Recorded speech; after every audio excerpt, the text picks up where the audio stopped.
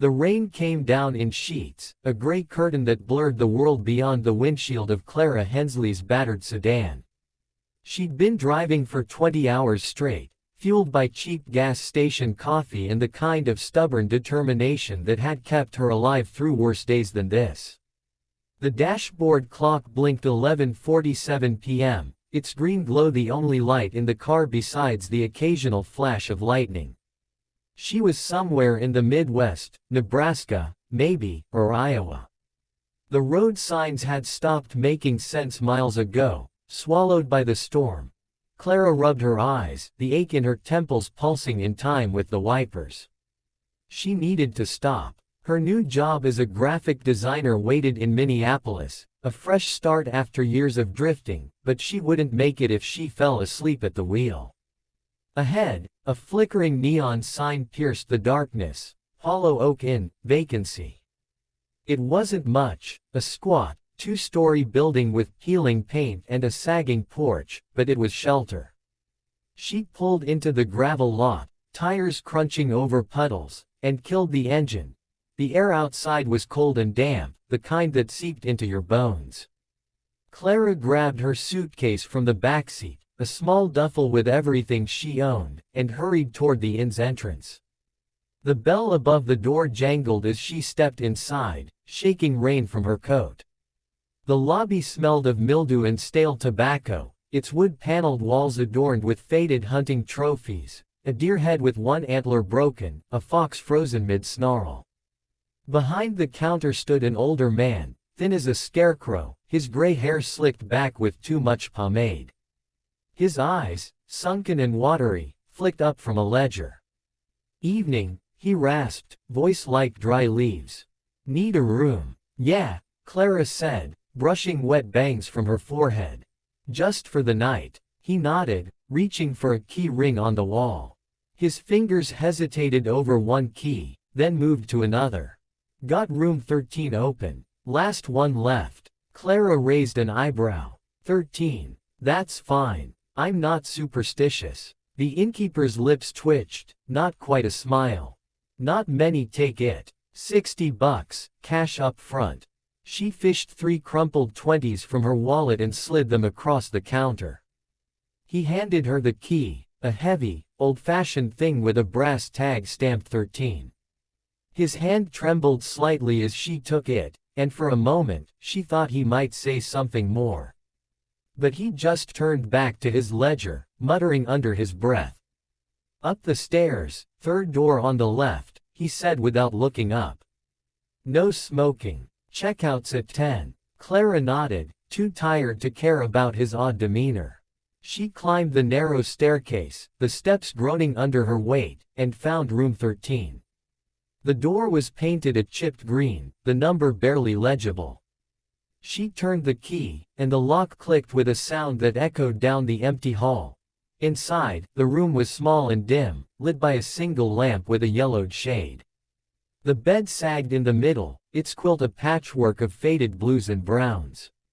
A dresser stood against one wall, topped with a warped mirror, and a tiny bathroom sat in the corner, its door ajar. The air carried a faint metallic tang, like old pennies, mixed with the musty scent of damp wood. The wallpaper, peeling at the edges, bore a floral pattern that seemed to ride in the shadows, roses and vines twisting into shapes that didn't quite make sense. Clara dropped her suitcase by the door and kicked off her boots. She didn't bother unpacking, she'd be gone by morning. The rain tapped against the single window, a steady rhythm that should have been soothing but instead felt insistent, like someone testing the glass. She sat on the bed, the springs creaking, and ran a hand through her damp hair. Exhaustion pulled at her, but something about the room kept her on edge. It was too quiet, not the peaceful quiet of a countryside night, but an absence, a void that pressed against her ears. She shook her head. "Get it together," she muttered. She'd been running on fumes for too long. 20 hours of driving, months of planning this move, years of burying the past. She didn't have time for nerves. She lay back, staring at the ceiling. Water stains bloomed across the plaster, dark and irregular, like inkblots in a Rorschach test. She saw faces in them, her mother's frown, her father's tired eyes, and then, Emily's. Clara squeezed her eyes shut. Not tonight. She wouldn't think about Emily tonight. 5 years ago, her younger sister had died in a car accident, Clara behind the wheel, a slick road, a moment of distraction. The memory was a knife she kept sheathed, but it still cut when she brushed against it. She'd walked away with bruises, Emily hadn't walked away at all. The guilt had followed her ever since, a shadow she couldn't shake. She forced herself to breathe, counting the inhales and exhales. Sleep. She just needed sleep. The rain softened, a distant murmur now, and her eyelids grew heavy. She was drifting, the edges of the room blurring, when she heard it. Clara. Her eyes snapped open. The voice was faint, barely audible over the drip of the bathroom faucet, but it was there. Her name, stretched and distorted, like a recording played too slow. She sat up, heart thudding against her ribs. The room was still, bed, dresser, mirror, suitcase. No one else. Hello, she called, her voice trembling more than she'd like. Silence answered her, thick and heavy. She swung her legs off the bed and stood, the floor cold against her bare feet. The whisper had come from inside the room, she was sure of it, not the hall, not the window. She checked the door, locked, the deadbolt firmly in place. The window, latched, rain streaking the glass. She was alone. Clara, this time it was closer, right beside her ear. She spun around, a gasp catching in her throat. Nothing. Just the empty room, the lamplight flickering faintly. Her reflection stared back from the mirror, pale and wide-eyed, shadows pooling under her cheekbones. She blinked, and the reflection blinked too, or did it? For a split second, it seemed to lag, her mirror self holding her gaze a moment too long. She stepped back, her breath shallow. It's the light, she said aloud, needing to hear her own voice. Old glass, bad wiring. You're tired. She turned away from the mirror, rubbing her arms against the sudden chill. The metallic smell was stronger now, sharp enough to taste. She crossed to the bathroom, flicking on the light.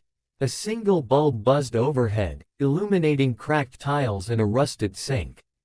The faucet dripped steadily, each drop a tiny explosion in the quiet. She twisted it tight, but the drip continued, slow and deliberate. Back in the room, she paced, her shadow stretching across the warped floorboards. She hadn't told anyone her name, not the innkeeper, not the gas station clerk 50 miles back.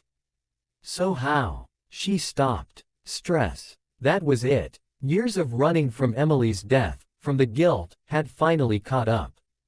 Her mind was playing tricks, conjuring voices from the static of her exhaustion. Then she saw it. On the wall near the bed, half hidden by the headboard, was a scratch. Not a random mark, but words, carved into the wood with something sharp. Emily was here. The handwriting was unmistakable, the loopy E, the sharp slant of the Y. Clara's knees buckled, and she sank onto the bed, staring at the letters. Her sister's handwriting. Emily, who'd doodled in the margins of Clara's notebooks, who'd left notes on the fridge in their old apartment. Emily, who'd been dead for 5 years. No, Clara whispered. No, no, no. She reached out, tracing the letters with a trembling finger. The wood was rough, the cuts fresh, no dust, no wear. Someone had written this recently. But who? And how did they know? The whispers started again, louder now, overlapping. Clara, Clara, Clara. They came from everywhere, the walls, the ceiling, the mirror. She pressed her hands to her ears, but the sound burrowed deeper, vibrating in her skull. Her reflection caught her eye again, and this time, it wasn't alone. Behind her stood a figure, pale, blurred, with dark hair spilling over its face.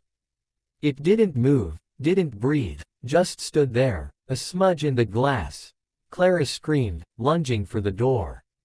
The knob wouldn't turn. She twisted it, yanked it, pounded on the wood until her fists ached. Help! Somebody! Her voice echoed back, swallowed by the room.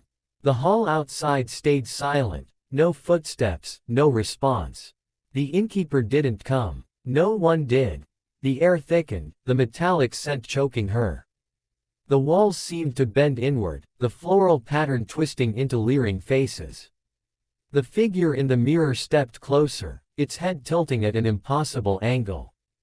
Clara turned, tears streaming down her face, and there it was, not in the mirror anymore, but in the room, standing by the bed.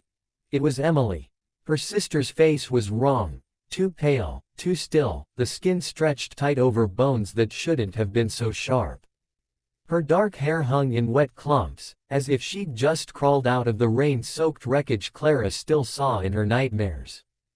But the eyes, those were Emily's, brown and deep, now hollowed out with something dark and unreadable. Emily. Clara's voice broke, barely a whisper. You're not real. You can't be. Emily's head tilted further, a slow, unnatural movement that made Clara's stomach lurch. Her mouth opened, and the voice that came out wasn't the bright, laughing one Clara remembered. It was low, guttural, layered with echoes. You left me. Clara stumbled back, hitting the dresser. A glass of water she hadn't noticed before tipped over, shattering on the floor. I didn't mean to, she sobbed. It was an accident. The road, I couldn't see, I'm sorry. Emily's mouth stretched into a smile, too wide, too sharp, showing teeth that gleamed in the dim light.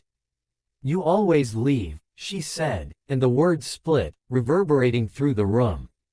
The lights flickered, casting jagged shadows that danced across the walls. Emily took a step forward, her bare feet silent on the floorboards, and Clara felt the air grow heavier, pressing her down.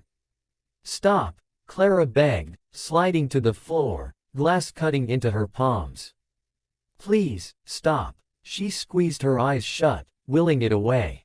This wasn't real. It was guilt, exhaustion, her mind breaking under the weight of 5 years of running. She saw flashes, Emily's face in the wreckage, blood on the steering wheel, her own hands shaking as she stumbled from the car. She'd told herself it wasn't her fault, that the rain and the deer in the road had been unavoidable. But deep down, she'd known. She'd been distracted, arguing with Emily about something stupid, music, directions, anything but the road ahead. When she opened her eyes, Emily was closer, inches away. Cold fingers brushed Clara's arm, and she screamed again, the sound dying in her throat. The room spun, the walls pulsing like a living thing. Emily's face loomed, her eyes boring into Clara's, and then, nothing. The whispers stopped. The figure vanished. The door clicked open, a soft sound that cut through the silence. Clara didn't hesitate. She scrambled to her feet, ignoring the blood on her hands, and ran.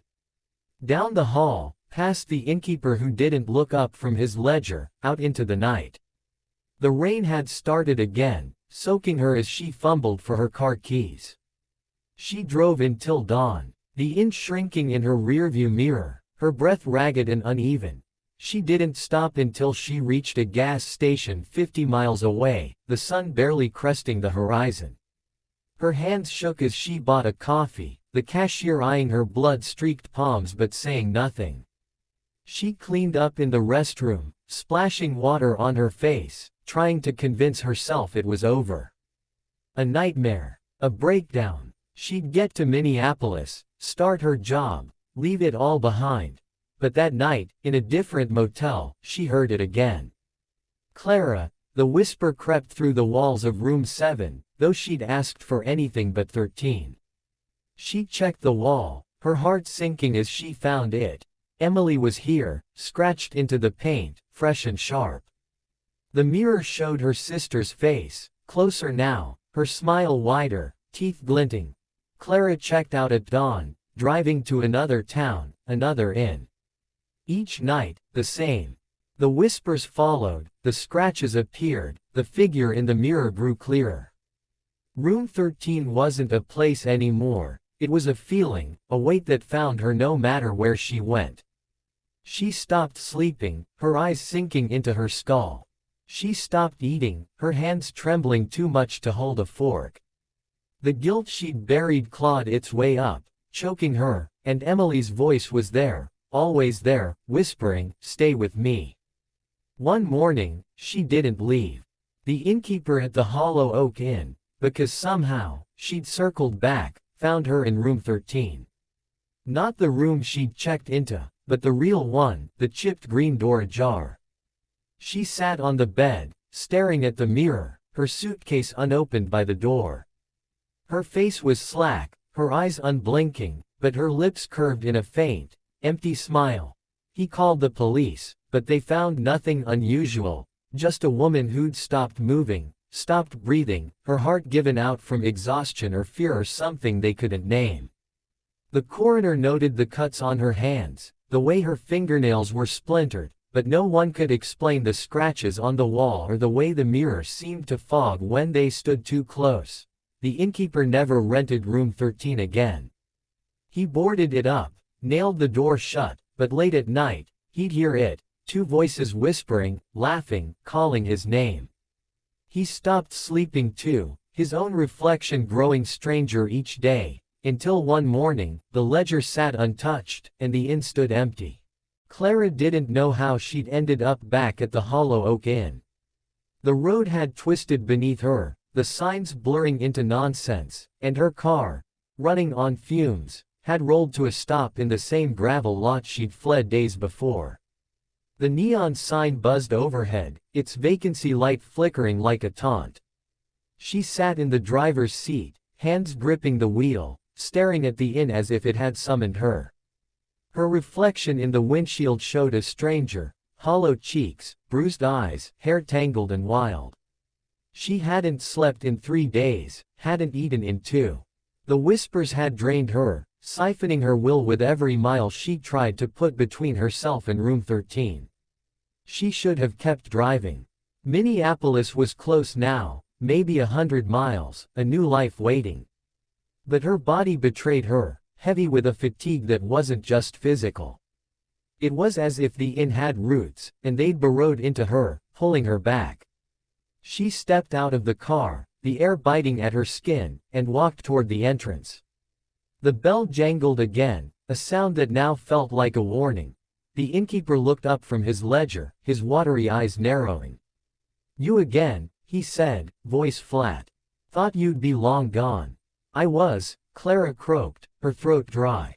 "I need a room. Any room but 13. He studied her, his gaze lingering on the blood crusted under her nails, the way her hands shook. "Ain't got much left. Storms brought stragglers. Room 6 is open. $60. She paid without argument, taking the key, brass, stamped 6, and climbed the stairs. The hall was the same, the creaking steps, the faint hum of something she couldn't place. Room 6 was across from 13, its door a dull red instead of green. She avoided looking at the chipped green paint as she unlocked her room, stepping inside and bolting the door behind her. This room was different, smaller, with a single bed pushed against the wall, a nightstand with a cracked lamp, and a window so fogged it might as well have been a mirror.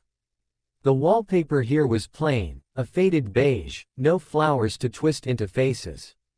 Clara set her suitcase down, her movements slow, mechanical. She sat on the bed, the mattress firm beneath her, and stared at her hands. The cuts from the glass in room 13 had scabbed over, but her fingers twitched, restless. She wouldn't sleep. She couldn't. Every time she closed her eyes, the whispers came, and Emily's face followed. But her body had other plans.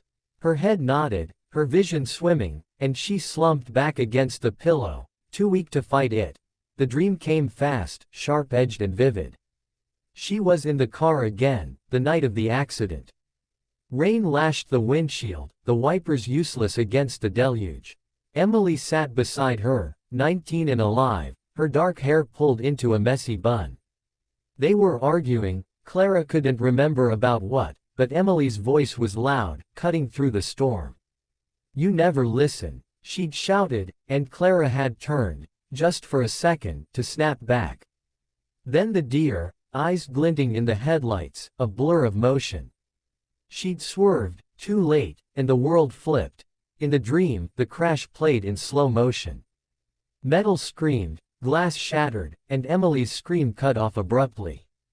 Clara saw herself crawl from the wreckage, blood dripping from her forehead, her hands shaking as she reached for her sister. Emily's head lolled against the seat, her neck bent wrong, her eyes open but unseeing. Clara had stumbled back, falling into the mud, sobbing as the rain washed the blood away. She'd left her there, waiting for help that came too late. "Clara," she jolted awake, the whisper pulling her from the dream. The room was dark, the lamp off though she hadn't touched it. Her breath fogged in the air, the temperature plunging. She fumbled for the light, clicking it on, and froze. On the wall above the bed, scratched into the beige paint, were the words, "Emily was here." "No," she whispered, scrambling off the bed. "Not again." She checked the door, locked. The window, sealed shut, the fog on the glass thicker now, almost opaque. She turned to the nightstand mirror, a small oval thing, and saw it, Emily, standing behind her reflection, closer than before. Her sister's face was sharper now, the hollows of her cheeks deep, her eyes black pits that swallowed the light. Clara backed away, tripping over her suitcase. "You're not real," she said, her voice rising. "You're dead. I buried you." Emily's reflection didn't move, but her voice filled the room, low and layered. "You buried me, but you didn't let me go." The words echoed, bouncing off the walls, and the lamp flickered, plunging the room into shadow for a heartbeat before flaring back to life. Clara's mind raced. This wasn't just guilt. It couldn't be. The scratches, the whispers, the way the rooms found her, it was something else, something real. She grabbed her suitcase and yanked the door open, determined to leave, but the hall wasn't there. Beyond the threshold was room 13, the chipped green door gone, the floral wallpaper curling, the sagging bed waiting. She slammed the door shut, her chest heaving, and turned back to room 6. But it wasn't room 6 anymore. The beige walls were gone, replaced by peeling flowers, and the bed sagged in the middle, the quilt patched and faded. She was back in 13. The whispers surged, a chorus now, her name repeated in a dozen voices, some soft, some shrill. "Clara, Clara, Clara." The mirror on the dresser showed Emily again, not behind her this time but beside her, their reflections shoulder to shoulder. Clara's own face looked wrong, older, gaunt, her eyes sinking into her skull. Emily's smile widened, splitting her face, and her hand reached out of the glass, pale fingers curling toward Clara. Clara screamed, throwing herself at the door again. This time it opened, and she ran, down the stairs, past the innkeeper who didn't flinch, out into the rain. Her car wouldn't start, the engine sputtered and died, the battery drained. She abandoned it, running into the night, the storm swallowing her footsteps. She didn't stop until she reached a diner miles away, collapsing into a booth, soaked and shivering. The waitress, a middle-aged woman with tired eyes, brought her coffee without asking. "You okay, hun?" she said, glancing at Clara's trembling hands. "No," Clara muttered, staring at the black liquid. "I don't think I am." She stayed until morning, the diner's fluorescent lights a weak shield against the dark. She called a tow truck for her car, paid with the last of her cash, and hitched a ride to Minneapolis. The city was loud, bright, a chaos of life that should have drowned out the whispers. She found an apartment, started her job, tried to rebuild. For a week, it worked. No scratches, no voices, no Emily. Then, on the 8th night, she woke to the sound. Clara. It came from the bathroom, where a small mirror hung above the sink. She didn't want to look, but her feet moved anyway, dragging her to the doorway. The glass was fogged, and through the haze, she saw it. Emily's face, pressed against the other side, her hands flat against the mirror, her mouth moving silently. Clara smashed the mirror, glass shattering across the tile. She moved again, to a new apartment, then another. She stopped using mirrors, covering them with cloth, avoiding anything reflective. But the whispers found her, in the hum of the refrigerator, the static of her TV, the wind rattling her windows. The scratches appeared on walls, on furniture, on the inside of her eyelids when she tried to sleep. Emily was here. She stopped going to work, stopped leaving her apartment. Her phone buzzed with worried messages she didn't answer. Food rotted in the fridge. She sat in the dark, rocking back and forth, muttering apologies to a sister who wouldn't hear them. The guilt wasn't just a shadow now, it was a presence, a weight that crushed her chest, a voice that wouldn't let her rest. One night, she gave up. She drove back to the Hollow Oak Inn, the road unspooling like a thread she couldn't cut. The innkeeper didn't ask questions, just handed her the key to room 13. She walked upstairs, the steps groaning, and entered the room. The bed was there, the mirror, the wallpaper curling like dead skin. She sat down, staring at her reflection, and waited. Emily came, not as a whisper, not as a shadow, but as a figure beside her, solid and cold. Her hand rested on Clara's shoulder, her voice soft now, almost tender. "Stay with me," she said, and Clara nodded, tears spilling down her cheeks. The innkeeper found her the next morning, sitting on the bed, her suitcase unopened. She didn't move, didn't blink, just smiled, a faint, empty curve of her lips. Her eyes were fixed on the mirror, but the glass was clear, reflecting only the room, as if she'd never been there at all. The inn grew quieter after that. The innkeeper boarded up room 13, hammering nails into the frame until his hands bled. He didn't sleep, didn't eat, his own reflection growing stranger each day, paler, sharper, with eyes that didn't quite match his own. One night, he heard it, two voices, whispering his name, laughing softly from behind the boarded door. He didn't last the week. The Hollow Oak Inn stands empty now, its neon sign dark, its windows clouded with dust. Travelers pass it by, some claiming they hear whispers on the wind, others swearing they see faces in the glass. Room 13 waits, its door sealed but never truly closed, calling to those who carry guilt too heavy to leave behind. Clara's surrender to room 13 wasn't the end, though it felt like it should have been. The moment she nodded to Emily, the room shifted, not in a way she could see, but in a way she could feel. The air grew denser, the metallic tang sharpening until it coated her tongue like blood. The walls pulsed faintly, a heartbeat she couldn't hear but sensed in her bones. Emily's hand on her shoulder was no longer cold, it was warm, too warm, like a fever burning through her skin. Clara didn't pull away. She couldn't. The fight had drained out of her, leaving only a hollow space where fear and guilt had once battled. "Stay with me," Emily said again, her voice softer now, almost a lullaby. Clara's tears slowed, her breathing steadied. She looked into the mirror, expecting to see her sister's distorted face, but it was just her own reflection, pale, tired, but calm. Emily was gone from the glass, gone from the room. Yet Clara felt her presence everywhere, woven into the peeling wallpaper, the sagging bed, the fogged window. She lay back, the mattress creaking beneath her, and closed her eyes. For the first time in days, she slept. Her dreams were different now. No car crash, no rain-soaked wreckage. She was in a house, not their childhood home, but something older, grander, with high ceilings and endless halls. The floors were polished wood, the walls lined with portraits whose eyes followed her. Emily was there, not as the broken figure from the accident, but as she'd been before, 19, vibrant, her laugh echoing through the rooms.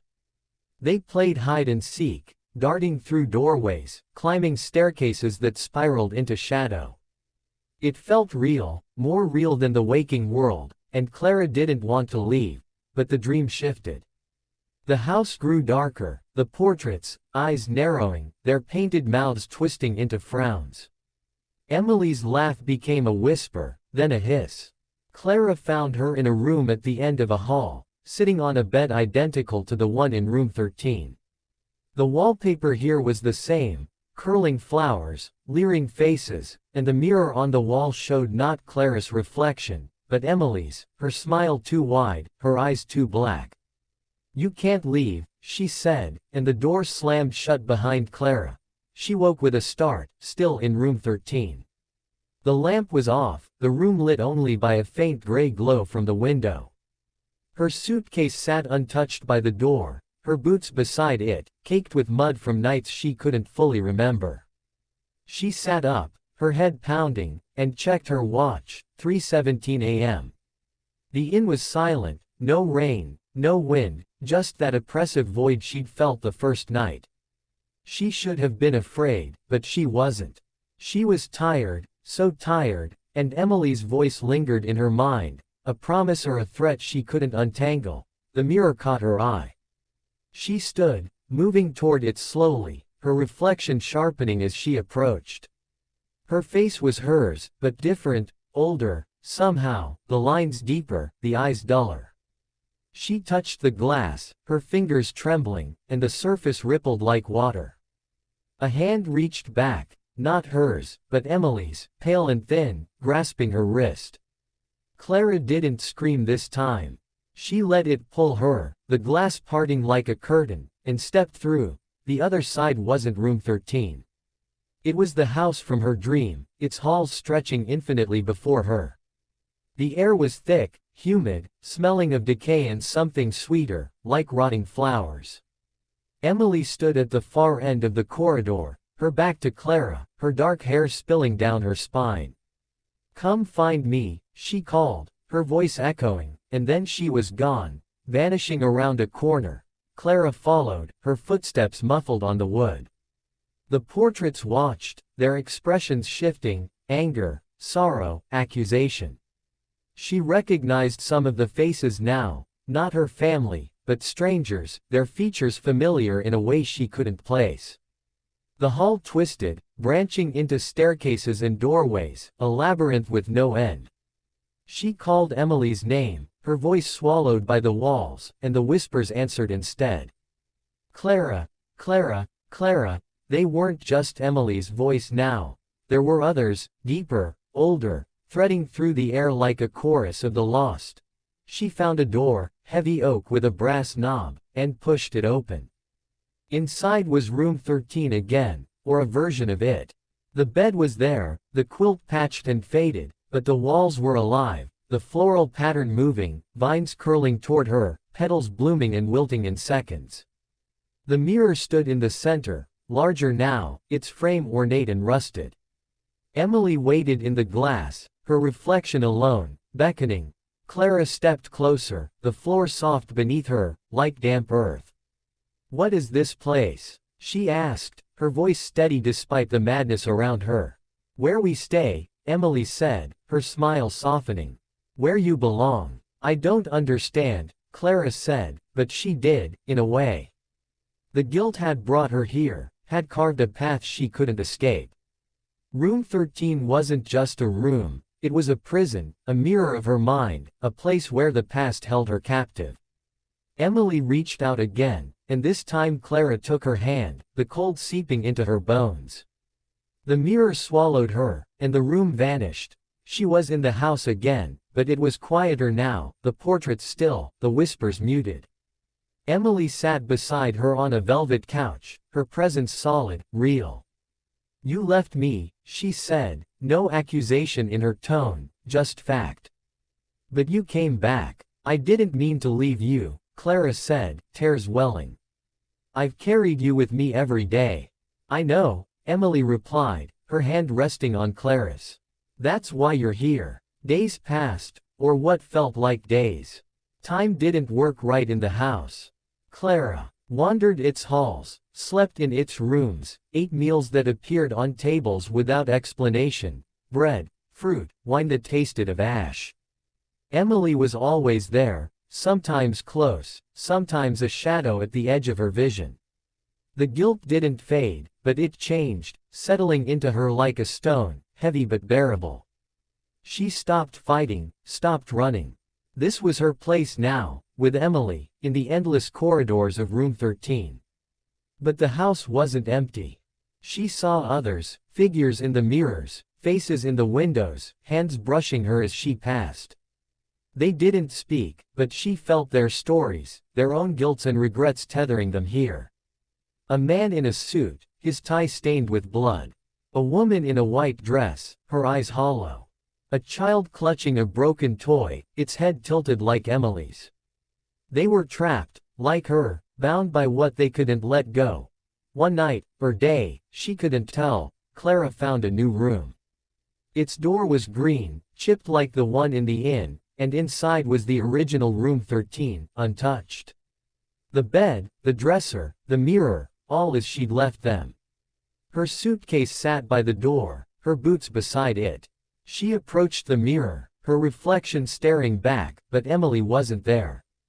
For the first time, she was alone. She touched the glass, and it rippled again.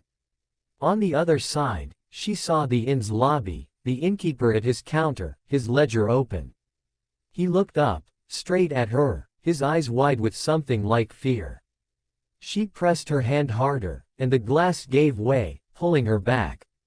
She stumbled into the lobby, the air cold and sharp, the bell jangling overhead. "You're back," the innkeeper said, his voice trembling. "Thought you were gone for good." Clara didn't answer. She looked at her hands, clean now, no cuts, no blood. Her watch read 3:17 a.m., the same time she'd last checked. She turned to the stairs, the chipped green door visible at the top, and felt it calling her. She could go back, stay with Emily, let the house claim her forever. Or she could leave, walk into the night, try to live with the weight.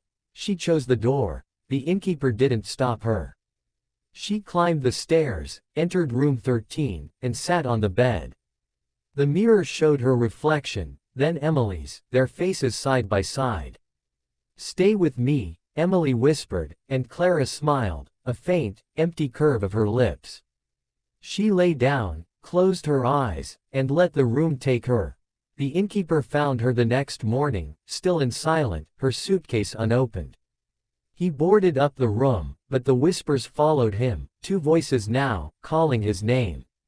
He lasted a week before he vanished, the ledger left open, the inn abandoned. The Hollow Oak Inn stands empty, its windows dark, its walls silent to those who pass by.